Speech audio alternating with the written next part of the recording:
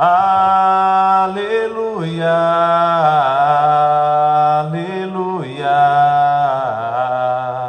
aleluia. O Senhor esteja convosco. Ele está no meio de nós. Proclamação do Evangelho de Jesus Cristo segundo Mateus. Glória a vós, Senhor.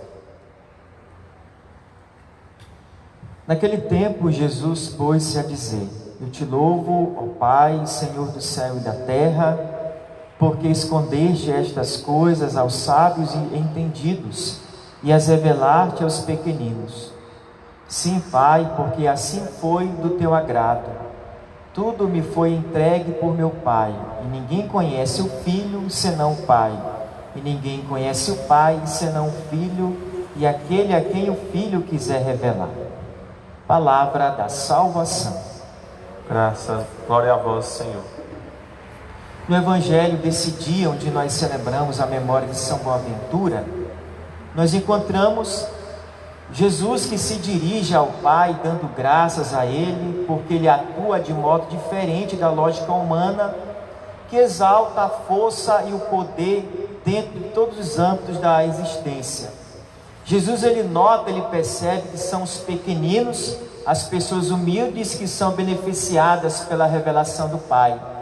Com isso, não é que Jesus escolhe propositalmente se revelar unicamente aos pequeninos, aos humildes, e escolhe não se revelar aos sábios, entendidos, inteligentíssimos desse mundo. Não é isso.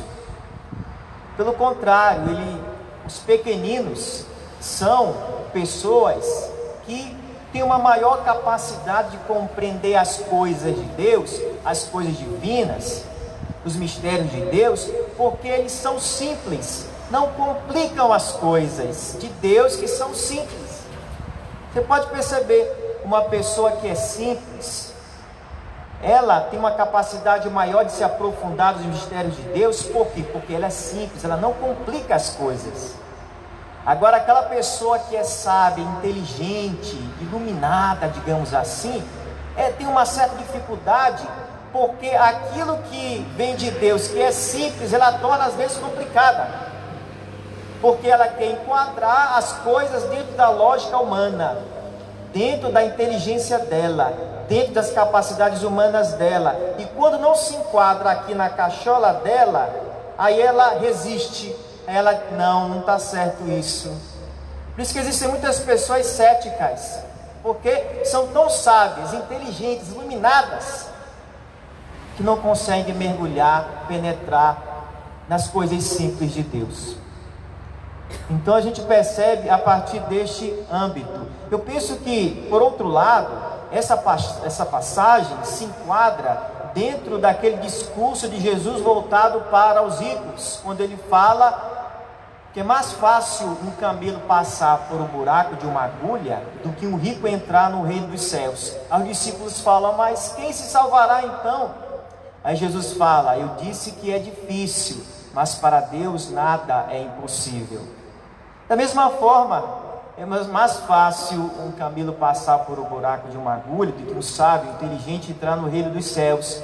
Porém, não é impossível. Vou dar exemplo de 3 pessoas sábias, inteligentes, que mergulharam como ninguém nos mistérios de Deus, que hoje são doutores da igreja, porque mergulharam de tal forma que trouxeram novidades à nossa doutrina, à nossa fé. Primeiro, Santo Tomás de Aquino, um homem culto, sábio, inteligentíssimo, mas deixou a sua razão iluminar-se pela força do Espírito Santo. Aí foi um arrebento, foi um estouro.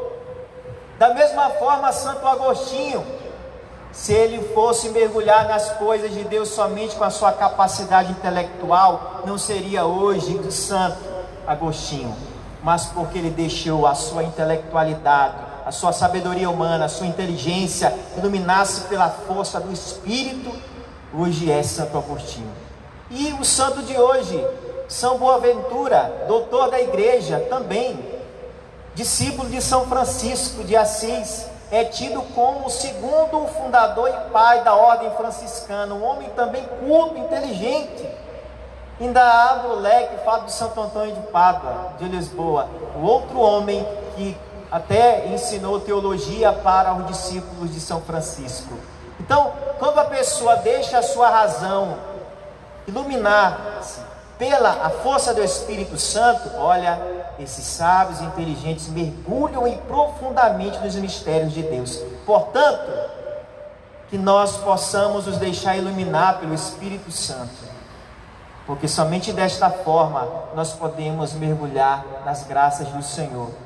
Eu penso que um ponto fundamental para a gente mergulhar é a oração, porque existem pessoas simples, humildes, que não conseguem mergulhar nos mistérios de Deus. Por quê? Porque não dobram os seus joelhos para rezar. E por outro lado, existem pessoas sábias e inteligentes que mergulham como ninguém nos mistérios de Deus. Por quê? Porque dobram os seus joelhos diante de Deus. O fundamental, a essência, é a oração.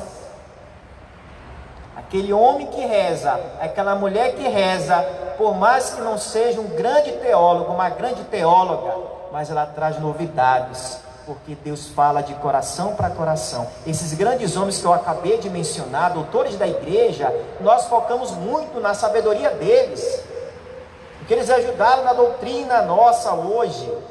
Mas se a gente for olhar para o outro lado, foram homens profundamente de oração, rezaram como ninguém. Está vendo? Eles foram homens que fizeram teologia de joelhos. Acima de tudo, não apenas falar de Deus, mas eles falavam com Deus. Eis aí o segredo de se fazer teologia de joelhos, intimidade com o Senhor. Desta forma, nós vamos mergulhar nos mistérios daquilo que Deus tem para cada um de nós. Mesmo se for sábio, inteligente, humilde, o essencial é rezar. E na oração nós mergulhamos em Deus.